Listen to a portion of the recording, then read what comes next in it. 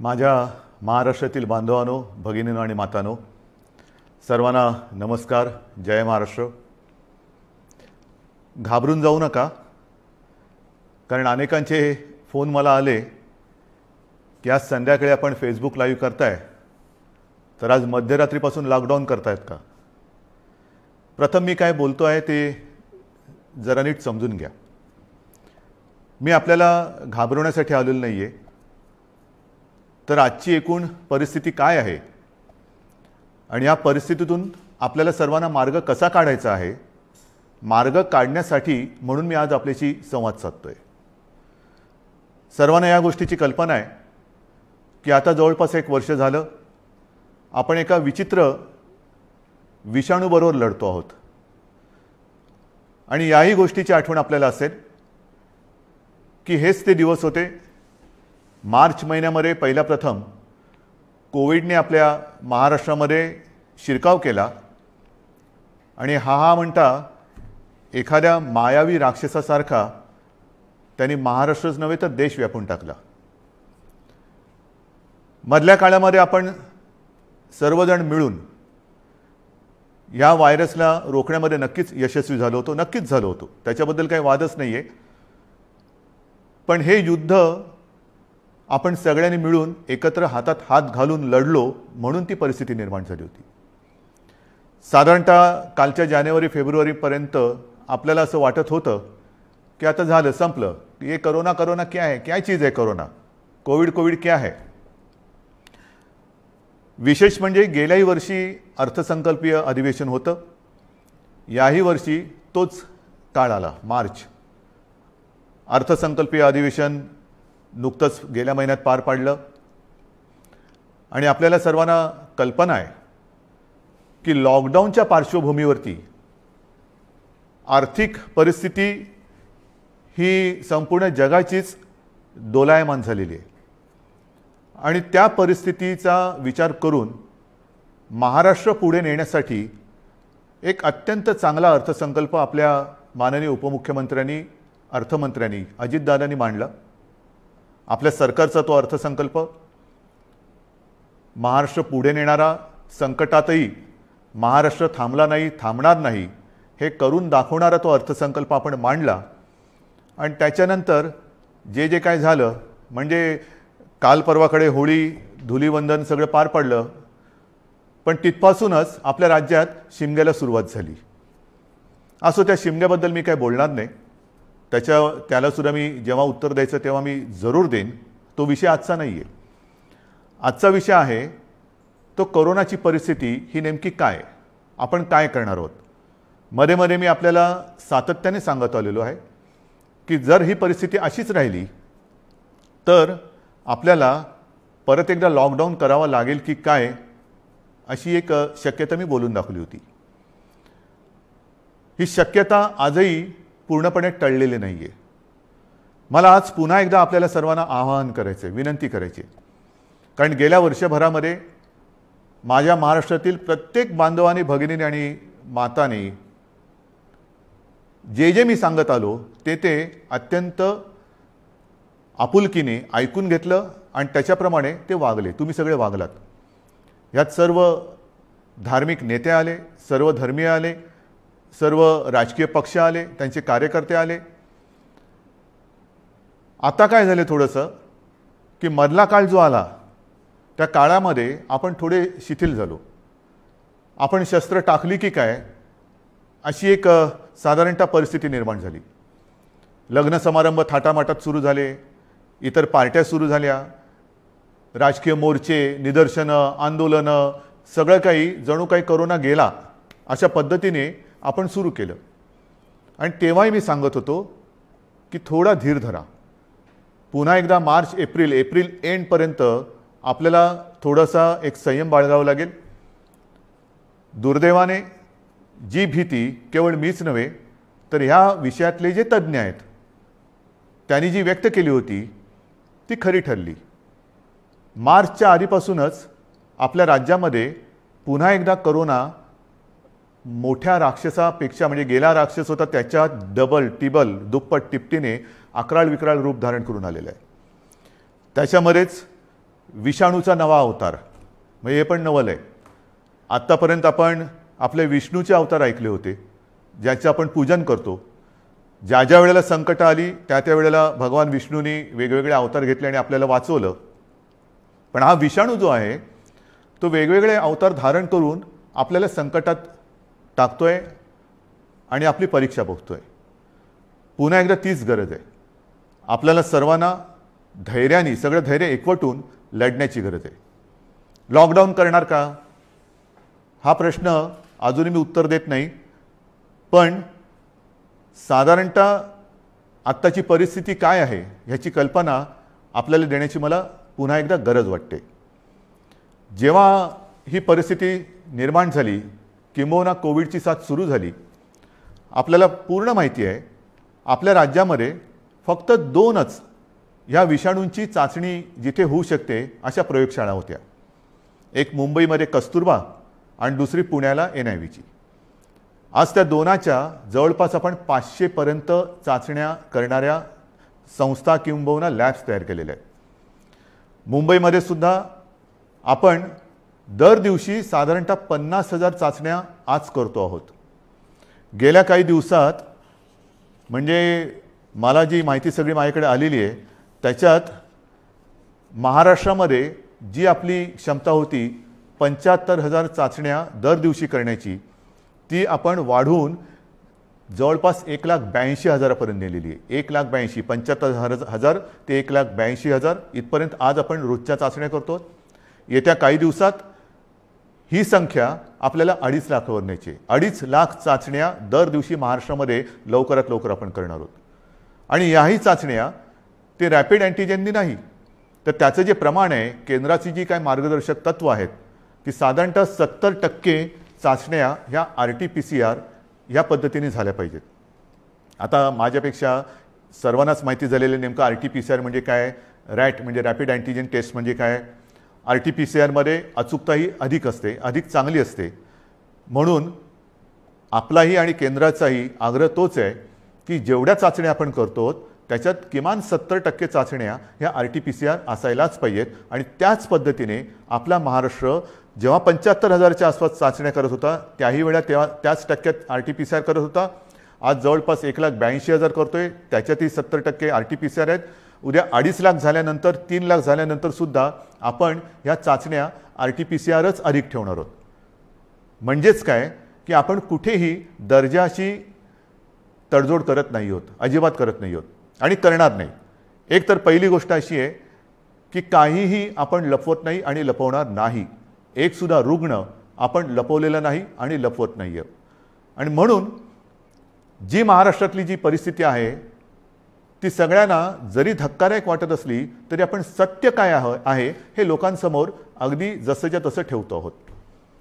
मग काही जण मला म्हणतात की इतर राज्यांमध्ये बघा, बिहारमध्ये निवडणुका झाल्या, बंगालमध्ये चालू आहेत, आणखीन इकडे झालं, आणखीन तिकडे झालं, मग तिकडे वाढ नाही, तुमच्याकडे का. मला त्याच्याबद्दल बोलायचं नाही आहे, अजिबात बोलायचं नाही आहे. मला माझा महाराष्ट्र प्यारा आहे, मला माझी जनता ही प्यारी आहे. त्यांची जबाबदारी ही आज माझ्यावरती असल्यामुळे ती जबाबदारी मी आधीच बोललेलो आहे की मला कोणी विलन ठरवला तरी देखील मी ती पार पाडेन, पाडणारच, ते माझं कर्तव्य आहे. म्हणून तुम्ही घाबरून जाण्यासारखं काही नाही आहे. पण जशी ही टेस्टची संख्या मी तुम्हाला सांगितली त्याचप्रमाणे आपल्याकडे कोविड येण्याच्या आधी जेवढे काही बेड संपूर्ण महाराष्ट्रामध्ये होते त्याची संख्या काही हजारामध्ये होती, म्हणजे 10,000 सुद्धा नसेल कदाचित. कारण आधी आपण कधी कल्पनाच केली नव्हती की असं काहीतरी आकस्मिक संकट येईल आणि आपली त्रेधा तिरपीट उडेल. गेला मार्च महिन्यात तुम्हाला आठवतंय बेड्स मिळत नव्हते, हॉस्पिटल्स मिळत नव्हते, उपचार मिळत नव्हते. मग सगळे हॉस्पिटल्स ओव्हरफ्लो व्हायला लागली होती, ॲम्ब्युलन्स मिळत नव्हते. ह्या सगळ्या गोष्टी लक्षात घेतल्यानंतर आपण बेड्सची संख्या वाढवायला लागलो. महाराष्ट्र हे देशातलं पहिलं कदाचित एकमेव राज्य असेल की ज्याने अगदी फील्ड हॉस्पिटल्स उभारली लष्कराच्या धर्तीवरती. जसं लष्कर काम करतं तसं आपल्या महाराष्ट्राच्या यंत्रणेने काम केलं, आजही करते. जम्बो कोविड केअर सेंटर्स उभारली आणि काही हजारात म्हणजे 8-10 हजार ज्या काही रुग्णशय्या होत्या त्याची संख्या आपण जवळपास 3.25 लाखापर्यंत नेली, सगळ्या काही मिळून. म्हणजे त्याच्यामध्ये इतर कोविडशिवाय असलेले beds, oxygen beds, ICU beds, विलगीकरणाचे बेड्स, डायलिसिसचे बेड्स असे मिळून साधारणतः 4.25 लाखापर्यंत ही सुविधा आपण वाढवली. ही मोठी आपली एक अचिव्हमेंट होती. आणि तेव्हाही मी म्हटलं होतं की लॉकडाऊनचा उपयोग हा संसर्ग थांबवण्यासाठी आहे आणि त्याच वेळेला आपल्या आरोग्य सुविधा वाढवण्यासाठी आहे. मग आता एवढीही रुग्णशय्या वाढवल्यानंतरही मी परत तुमच्याशी का काळजीने बोलतोय, ह्याचं कारण आजचं चित्र मी तुम्हाला सांगतोय. पहिली गोष्ट अशी की साधारणतः रुग्ण वाढ ही किती होते, किती झपाट्याने होते, त्याची थोडीशी मी तुम्हाला कल्पना देतो. आपल्याला माहिती आहे की जानेवारीच्या शेवटाला आणि फेब्रुवारीच्या सुरुवातीला फक्त मुंबईपुरतं बोलायचं झालं तर मुंबईमध्ये 300-350 रुग्ण हे दर दिवशी आपल्याला सापडत होते. आज ती संख्या 8,500वरती गेलेली एका महिन्याच्या कालावधीत. ही फक्त मुंबईची परिस्थिती आहे. महाराष्ट्राची परिस्थिती बघितली तर 17 सप्टेंबर 2020 म्हणजे तेव्हा जरा सगळं जास्त होतं, तेव्हा 3 लाख सक्रिय रुग्ण होते. 1 एप्रिलला आणखीन त्याच्यामध्ये भर पडलेली आहे. 17 सप्टेंबरला साधारणतः 31,000 मृत्यू झाले होते, 31,351. आता 54,900च्या आसपास झालेले आहेत.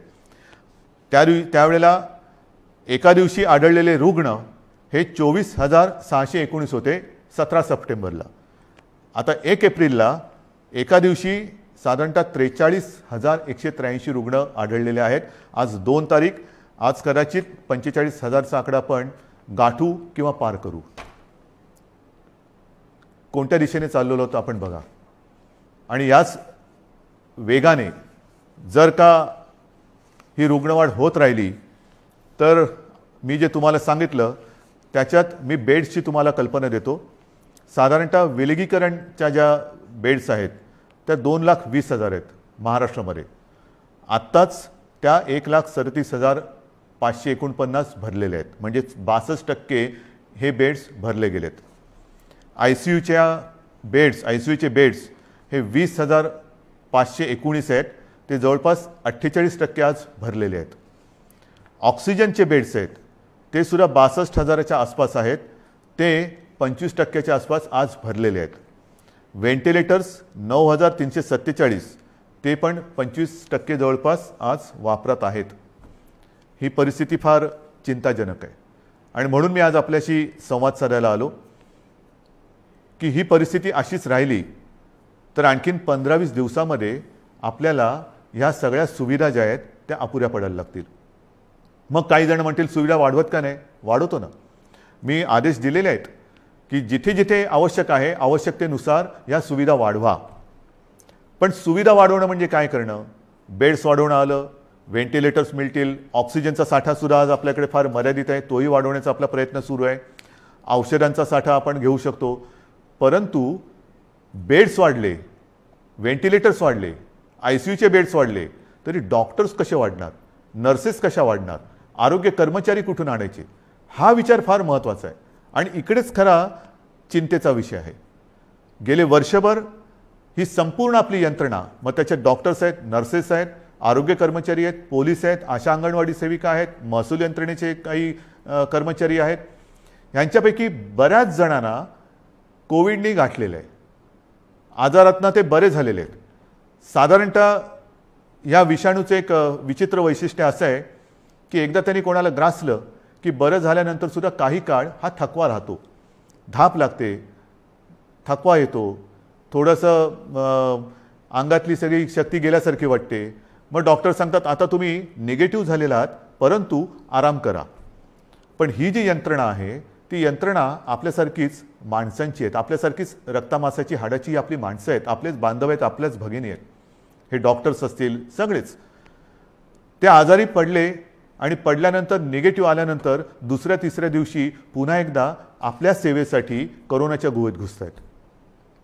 मग त्यांच्याशी आपण कसं वागलं पाहिजे?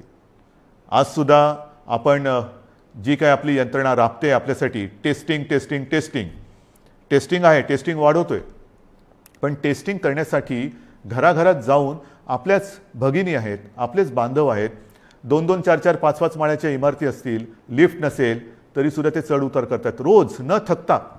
मग थकले तरी थांबत नाही आहेत. त्यांना आपण काहीतरी दिलासा देणार आहोत की नाही? एकूण हे जे काय सगळे चित्र आहे, बोलणारे सगळे बोलतात की आपण हे केलं पाहिजे, आपण ते केलं पाहिजे, लसीकरण वाढवलं पाहिजे. वाढवतोय ना आपण. कालच्या दिवसात तुम्हाला मी अभिमान हा शब्द इकडे वापरणं योग्य ठरणार नाही, पण तुम्हाला समाधान वाटलं पाहिजे की महाराष्ट्र हा देशातला नंबर एकचं राज्य महाराष्ट्र ठरलेलं आहे. कालच्या दिवसात एका दिवशी आपण 3 लाख नागरिकांना लसीकरण केलेलं आहे. 3 लाख एका दिवसात. म्हणजे आत्तापर्यंत आपण जेव्हापासून लसीकरणाला सुरुवात झाली सुमारे 65 लाख, त्याच्यात आजचा आकडा मी धरलेला नाही आहे, 65 लाख आपल्या नागरिकांना आपण लसीकरण केलेलं आहे. अजूनही आपण मागणी करतोय, केंद्र आपल्याला देतंय, पण पुरवठा वाढवायला पाहिजे. आणि पुरवठा वाढवल्यानंतर आपली क्षमता आज जी 3 लाख आहे ती लवकरात लवकर किमान 6 ते 7 लाख दर दिवसाला करण्याची आपली क्षमता आहे. पण तेवढ्या लसचा पुरवठा झाला पाहिजे. ती मागणी आपण करतोय. होईल, मागणी मान्य होईल, मी काय त्याच्यावर टीका नाही करत आहे, कारण सगळ्याच राज्यांना द्यायचं आहे. तर ही आपली क्षमता आहे. परंतु होतंय असं की लस घेतल्यानंतर, आता मी सुद्धा 1 डोस घेतलेला आहे लसचा. आपल्याशी बोलताना आजूबाजूला कोण नाही म्हणूनच मी मास्क काढून आपल्याशी बोलतोय. पण लस घेतल्यानंतर सुद्धा काही जण कोरोनाने बाधित होत आहेत. का होत आहेत? कारण लस घेतली आता सगळं झालं असं नाही आहे. लस घेतल्यानंतर सुद्धा मास्क हा घालणं अनिवार्य आहे. मी मधल्या काळामध्ये माननीय पंतप्रधानांनी जी एक व्हिडिओ कॉन्फरन्स घेतली त्याच्यात हा मुद्दा मी काढला होता. आणि मी बोलताना असं बोललो होतो की आमच्या इथे लसचे 2 डोस घेतल्यानंतर सुद्धा आणि तो मधला कालावधी झाल्यानंतर सुद्धा काही लोकांना संसर्ग झालेला आहे. तेव्हा स्वतः माननीय पंतप्रधानांनी सांगितलं की एक गोष्ट लक्षात घ्या की लस घेतली म्हणजे कोविड होणार नाही अशातला भाग नाही आहे. कोविड होईल, पण त्याची घातकता कमी होईल. म्हणजेच काय की साधारणतः धुवाधार पावसामध्ये एक छत्री असावी तशी ही छत्री आहे, जरूर आहे. पण आत्ता नुसता पाऊस नाही आहे, वादळ आहे. आणि या वादळामध्ये लस घेणे ही एक साधारणतः आपल्याकडे छत्री आहे, त्यातल्या त्यात कमीत कमी भिजावं म्हणून. आणि लस घेणं, टेस्ट वाढवणं, रोजच्या चाचण्या वाढवणं हा उपाय अजूनही तरी मी मानायला तयार नाही. जेवढ्या आपण चाचण्या वाढवतो आहोत तेवढी रुग्णसंख्या आपल्याला कळते, उपचारासाठी आपण त्यांना घेतोय. परंतु रुग्णवाढ थांबवण्यासाठी अजून कोणी उपाय सांगत नाहीये. काय उपाय? उपाय नाहीये. पण लसीकरण करा. लसीकरण करतो आहोत. आज मी पुन्हा एकदा सांगतो, संपूर्ण देशात आपलं राज्य हे लस देणारं नंबर 1चं राज्य आहे. आजच्या दिवशी आपण 3 लाख नागरिकांना दर दिवशी लस देतोय. काल परवापासून 3 लाख हा आकडा गाठलेला आहे. परत एकदा सांगतो, लसीचा पुरवठा आपल्याला ज्या क्षणी वाढेल तेव्हा ही क्षमता आपण दुपटी तिपटीने वाढवू शकू एवढी आपली नाही म्हटलं तरी ताकद आहे, नक्कीच आहे. म्हणजेच काय की एका बाजूला आपली ही यंत्रणा ट्रॅकिंग, ट्रेसिंग, टेस्टिंग ह्याच्यासाठी बिझी आहे, दुसरीकडे उपचारांसाठी बिझी आहे, तिसरीकडे हीच यंत्रणा लसीकरणासाठी सुद्धा व्यस्त आहे. हे सगळं एकत्रित आल्यानंतर त्यांची काय स्थिती होत असेल ह्याचा थोडा आपण विचार केला पाहिजे. आणि म्हणून मला असं वाटतं की लॉकडाऊन करायचं का? इतर देशांनी काय केलेलं आहे? इतर देशाचा जर का आपण अंदाज घेतला तर अमेरिकेने सुद्धा 7 कलमी कार्यक्रम जाहीर केले आहे. त्याच्यामध्ये सुद्धा त्यांनी असं म्हटलेलं आहे की राजकारण नको, जीव महत्त्वाचा आहे, असं राष्ट्राध्यक्षांनी आवाहन केलं आहे. मला असं वाटतं आपल्याकडे सुद्धा सर्व पक्षीयांनी त्यांनी केलेलं आवाहन नाही, पण निदान मी केलेली विनंती मानायला काय हरकत नाही आहे. जीवाशी खेळ नको, कृपा करून याच्यात राजकारण आणू नका. ब्राझीलमध्ये तर फारच पंचायत झालेली आहे, कारण तिकडे मार्चच्या एका महिन्यात जवळपास 60,000 मृत्यू झालेले आहेत. मृत्यूदर दुपटीने वाढला आहे. बेरोजगारीची म्हणजे मृत्यू पण होत आहेत आणि बेरोजगारीची पण समस्या वाढते. फार विचित्र परिस्थिती ब्राझीलमध्ये. रशियामध्ये पण लस आलेली आहे, त्याच्यामध्ये ते थोडं लस आणि त्या लसीकरणामध्ये ते पुढे आहेत. फ्रान्समध्ये परिस्थिती नाजूक आहे. तिथेही जी माहिती मिळते तिकडे तिसऱ्यांदा राष्ट्रीय लॉकडाऊन करण्यात आलेला आहे आणि ह्या लॉकडाऊनच्या मध्ये केवळ जीवनावश्यक वस्तूंची दुकाने उघडण्यास परवानगी दिलेली आहे. कार्यालयातील लोकांना फक्त घरून काम करावे लागेल. पुढील 3 आठवड्यांसाठी शाळा पूर्णपणे बंद ठेवण्यात येतील. या 4 आठवड्यात कोणत्याही प्रकारची जाहीर सभा होणार नाही. त्यांच्यावर पूर्ण बंदी असेल. कोणीही आवश्यक कारणाशिवाय आपले घर सोडणार नाही. हे मी तुम्हाला नाही सांगितलं, हे फ्रान्समधलं वातावरण तुम्हाला सांगतो. नाही तर तुम्हाला वाटेल मी आत्ताच काहीतरी लॉकडाऊन जाहीर केले काय. हंगेरीमध्ये पण वर्क फ्रॉम होम बंधनकारक आहे. डेन्मार्कमध्ये तसंच आहे. ग्रीसमध्ये हळूहळू निर्बंध हटवायला सुरुवात झालेली आहे. बेल्जियमने परत एकदा महिन्याभराचा कडक लॉकडाऊन लावला आहे. पोर्तुगाल सरकारने शहरांमधील नागरिकांची ये जा थांबवली आहे. आयर्लंडमध्ये तर डिसेंबरपासून कडक लॉकडाऊन आहे. फिलिपिन्समध्ये मनिला व आसपास परत एक आठवड्याचा कडक लॉकडाऊन लावला आहे. केनियामध्ये सुद्धा देशभर कडक निर्बंध लावलेले आहेत. UK सुद्धा आता हळूवार त्यांनी 2-2.5 महिन्याचा लॉकडाऊन केल्यानंतर हळूवार निर्बंध शिथिल करतायत. जसं आपण हळूवार शिथिल केले तसंच UK तिकडे तर 2.5-3 महिन्याचा अत्यंत कडक लॉकडाऊन होता आणि आता हळूवार ते निर्बंध शिथिल करतायत. इटलीमध्ये सुद्धा तशीच आहे. जर्मनीमध्ये सुद्धा तीच परिस्थिती आहे. पोलंडमध्ये तीच आहे. हे सगळं लक्षात घेतल्यानंतर मला माहिती आहे की लॉकडाऊन हा खूप घातक आहे. परंतु जी कात्रीत मी मागाशी म्हटलं की एका कात्रीत आपण सापडले. एका बाजूला अर्थचक्र आहे.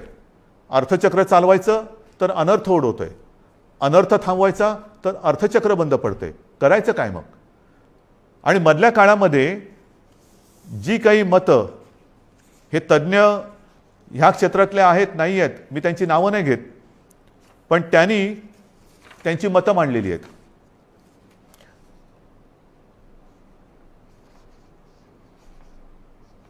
सर्वसामान्यांना त्रास होईल अशी लॉकडाऊनची भूमिका, मी पक्षाचं नाव घेत नाही कारण मला राजकारण आणायचं नाही, आम्ही खपवून घेणार नाही. तुम्हाला आलेला झटका म्हणजे नियम नको. महाराष्ट्रामध्ये कोरोनाचं नाटक पुन्हा सुरू झालेलं आहे. कोरोनाच्या संसर्गाला लॉकडाऊन हा पर्याय नाही. आम्ही लॉकडाऊनला जोरदार विरोध करू, रस्त्यावरती उतरू. हिटलरसारखं वागू नका. सर्वसामान्य जनतेला लॉकडाऊन परवडणारा नाही. जनता आधीच लॉकडाऊनला कंटाळली आहे. त्यामुळे राज्यात लॉकडाऊन लावणे हा पर्याय नव्हे. लॉकडाऊन हा अंतिम पर्याय होऊ शकत नाही. लॉकडाऊन लावायचं असेल तर आधी रोजगाराचे पैसे 5,000 रुपये का काय ते थेट खात्यात जमा करा. एका उद्योगपतीने सांगितले की लॉकडाऊन लावण्याच्या ऐवजी आरोग्य सुविधा वाढवा. आता आरोग्य सुविधा मी तुम्हाला सांगितली काय परिस्थिती आहे. गेल्या वर्षभरात आपण एवढी आरोग्य सुविधा वाढवली, अजूनही वाढवतो आहे. पण मुद्दा असा येतो की हे जे काही आपल्याला सल्ले देत आहेत त्यांना मी सांगू इच्छितो हात जोडून, उद्योगपतींना सांगतो, म्हणजे त्या ज्यांनी सांगले सगळ्या उद्योगपतींबद्दल नाही, की आरोग्य व्यवस्था वाढवतो, मी बेड्स वाढवतो, सगळं वाढवतो, पण कृपा करून रोज मला किमान 50 डॉक्टर्स, नर्सेस, आरोग्य कर्मचारी यांचा महाराष्ट्रभर पुरवठा होईल अशी काहीतरी सोय करा. कारण नुसतं फर्निचरचं दुकान म्हणजे आरोग्य सुविधा नाही आहेत. त्याच्यामध्ये व्हेंटिलेटर आल्यानंतर व्हेंटिलेटर वापरणारे सुद्धा तज्ज्ञ लागतात. ऑक्सिजन किती द्यायचा, किती प्रमाणात द्यायचा याच्यासाठी सुद्धा त्या विषयातला तज्ज्ञ लागतो. अगदी रेमडेसिवीर द्यायचं झालं तर ते कसं दिलं पाहिजे ते समजणारा डॉक्टर लागतो. ही तज्ज्ञ लोक आणि डॉक्टर्स ही कुठून आणायची. आणि ही परिस्थिती जर का बघितली तर मला तुमच्याकडनं हीच अपेक्षा आहे. जे सांगतायत की लॉकडाऊन केला तर आम्ही रस्त्यावरती उतरू, माझं म्हणणे जरूर उतरा, उतरलंच पाहिजे. पण ते लॉकडाऊनच्या विरोधात नाही, तर लॉकडाऊन होऊ नये म्हणून कोरोनाच्या विरुद्ध तुम्ही उतरा. या डॉक्टर्सना मदत करायला तुम्ही रस्त्यावरती उतरा. ज्या कुटुंबांमध्ये करते करविते ज्यांचा मृत्यू झालेला आहे त्या कुटुंबियांची जबाबदारी घेण्यासाठी रस्त्यावरती उतरा. ज्या कुटुंबांमध्ये सगळेच्या सगळे कोरोना बाधित झालेले आहेत त्यांची सेवा करण्यासाठी रस्त्यावरती उतरा. टेस्ट जे आपल्या या यंत्रणे जी करते आहे ट्रॅकिंग ट्रेसिंग त्यांना मदत करायला म्हणून रस्त्यावरती उतरा. नुसतं बोलायला ठीक आहे अमुक केलं तर आम्ही रस्त्यावरती उतरू, माझं म्हणणं तर उतराच, रस्त्यावरती उतरा. कारण आता आपल्याला ही लढाई तशीच लढावी लागणार आहे. हातात हात घालून ही लढाई लढावी लागणार आहे. अनेक ठिकाणी मी बघतोय सभा समारंभांना तुडुंब गर्दी होते, बाजारपेठा फुलून गेलेल्या आहेत. थोडंसं धीर धरा. अनेक जणांना असं वाटतंय मास्क काय लावतोय तू. अरे मास्क न लावण्यामध्ये शौर्य काय शौर्य. मी मास्क वगैरे वापरत नाही, मी मास्क वापरणार नाही, काय शूर आहेस. मास्क न वापरणं ह्याच्यात शूरता नाही आणि मास्क लावणं त्याला लावायला लाजायची गरज नाही आहे. परत एकदा सांगतो की वॅक्सिन घेतल्यानंतर सुद्धा मास्क हा लावायलाच पाहिजे, अंतर ठेवलंच पाहिजे, हात धुत राहिलंच पाहिजे. आणि म्हणून काही कडक निर्बंध येत्या काही दिवसात आपल्याला लावावे लागतील. ते उद्या परवाकडे मी जाहीर करेन.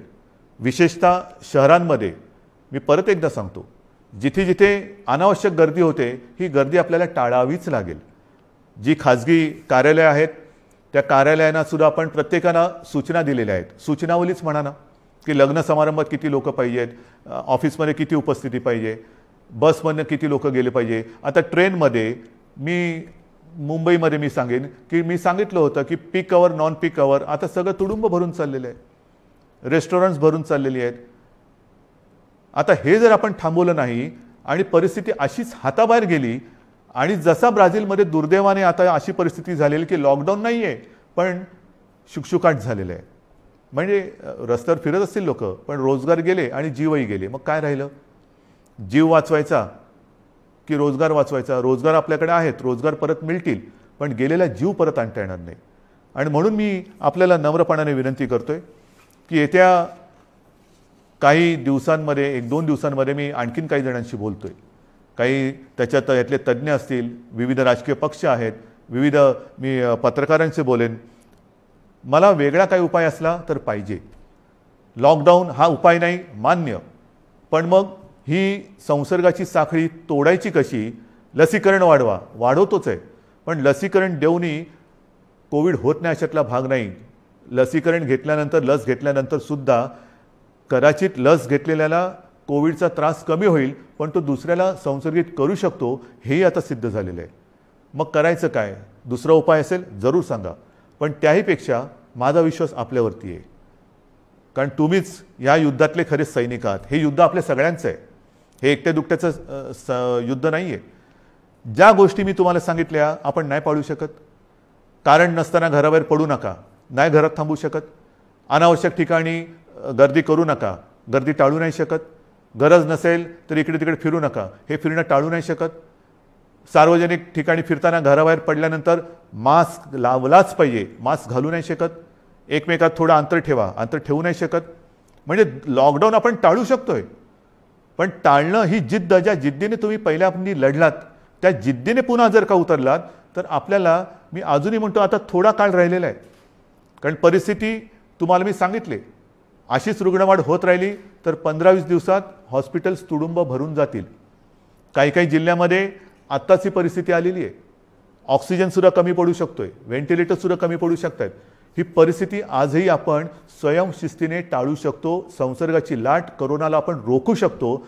रोखण्याची जिद्द ही तुमच्यात आहे की नाही हा फार महत्त्वाचा प्रश्न आहे.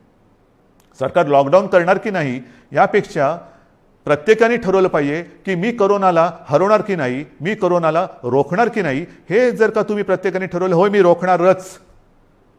कारण आपण गेले वर्षभर माझे कुटुंब माझी जबाबदारी असेल, आता पुन्हा मी प्रत्येकाला सांगितले की मी जबाबदार, माझा मास्क माझी सुरक्षा. ह्या सगळ्या ज्या काही गोष्टी आहेत नवीन, ह्याच्यात काहीही नाही. जे पहिल्या दिवशी होतं ते आजही आहे. फक्त थोडंसं काय झालं की सुरुवातीला जी एक कोरोनाची दहशत होती ती दहशत गेली, आपण गाफील झालो आणि कोरोनाने बरोबर आपल्याला गाठलं. अजूनही कोरोनाने आपल्यावरती मात केलेली नाही, मी त्याला करू देणार नाही, अजिबात नाही. मात आपणच त्याच्यावरती करायची आहे. पण ही मात करताना जर आपण घट्ट उभे राहिलो सगळ्या जणांनी, संपूर्ण सगळ्या राजकीय पक्षाने, मी पुन्हा एकदा हात जोडून विनंती करतो आहे की कृपा करा, जनतेच्या जीवाशी खेळ होईल असं राजकारण करू नका. जे जे सरकार पावलं उचलतं आहे ते जनतेच्या हितासाठी उचलते. अर्थचक्रही फिरवायचं आहे, गरिबाची रोजीरोटी वाचवायची आहे, पण त्याचबरोबरीने सगळ्यात आधी आपल्याला त्यांची जीव वाचवायची आहे.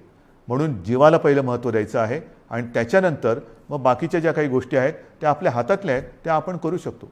म्हणून आजसुद्धा मी पूर्ण लॉकडाऊनचा इशारा देतो आहे, लॉकडाऊन जाहीर करत नाही आहे. पण 1-2 दिवसामध्ये जर का दृश्य स्वरूपामध्ये ह्या गोष्टी आढळल्या नाहीत आणि दुसरा उपाय जर मी आता पुढच्या 1-2 दिवसांत ज्यांच्याबरोबर बैठका घेतोय त्यांच्याकडनं आला नाही तर मग मात्र आहे ती परिस्थिती अशीच्या अशी स्वीकारा, जे मला नाही जमणार. माझ्या डोळ्या देखत हे मी बघणार नाही आणि आपणही नाही बघायचं आहे. तर ती परिस्थिती रोखायला जगामध्ये जे करतायत, पहिला लॉकडाऊन दुसरा लॉकडाऊन, कारण लाटे मागून लाटा येतात. पहिली लाट आली, दुसरी लाट आली, तिसरी लाट आली. काय होतंय, एक लाट येऊन गेली, लॉकडाऊन होतो, सगळं शिथिल होतं, शिथिल झालं की दुसरी लाट येते. म्हणून आत्तापासून आपण ठरवलं पाहिजे की ही लाट तर मी रोखेनच आणि पुढची लाट तर मी येऊच देणार नाही. मला असं वाटतं, माझा आपल्यावरती विश्वास आहे, आपलाही माझ्यावरती विश्वास आहे. मध्ये काही जण भेटले होते आणि मला म्हणाले की अहो तुम्ही टी व्हीवर आले का लोक घाबरतात. म्हटलं मला नाही वाटत असं, कारण मी तुमच्या कुटुंबातला एक आहे, तुम्ही मला कुटुंबीय मानलेले आहात आणि माझे कुटुंब, माझी जबाबदारी म्हणजे माझे कुटुंब तुम्ही आहात आणि तुमची जबाबदारी ही मी घेतल्यानंतर मला टीकेची पर्वा नाही. जे जे तुमच्या हिताचं असेल ते मी करणार आणि करेन. पुन्हा एकच सांगतो की सरकार यंत्रणेच्या बाबतीत कुठेही कमी पडलेलं नाही, पडू देणार नाही. सरकार खंबीर आहे, सरकार ठाम आहे. आरोग्य सुविधा कुठेही कणभर सुद्धा मी कमी पडू देणार नाही. मात्र ही एका हाताने टाळी वाजणार नाही. दोन हात जेव्हा एका हातात हात घालून आपण काम करू तर आणि तरच यश मिळेल. आणि मला आपल्या सहकार्याची अपेक्षा आहे, सर्व राजकीय पक्षांकडनं अपेक्षा आहे, सर्व धर्मियांकडनं अपेक्षा आहे. पुन्हा एकदा आपल्या उत्सवांवरती, सणांवरती बंधनं आणावी लागतील. जसं गेल्या वर्षी आपण सहकार्य केलं तसंच पुन्हा एकदा हे सहकार्य कराल अशी आशा नाही, असा विश्वास व्यक्त करतो. आणि ही लढाई पुन्हा एकदा लढण्यासाठी आणि जिंकण्यासाठी सिद्ध व्हा, एवढ्याच शुभेच्छा देतो. जय हिंद, जय महाराष्ट्र.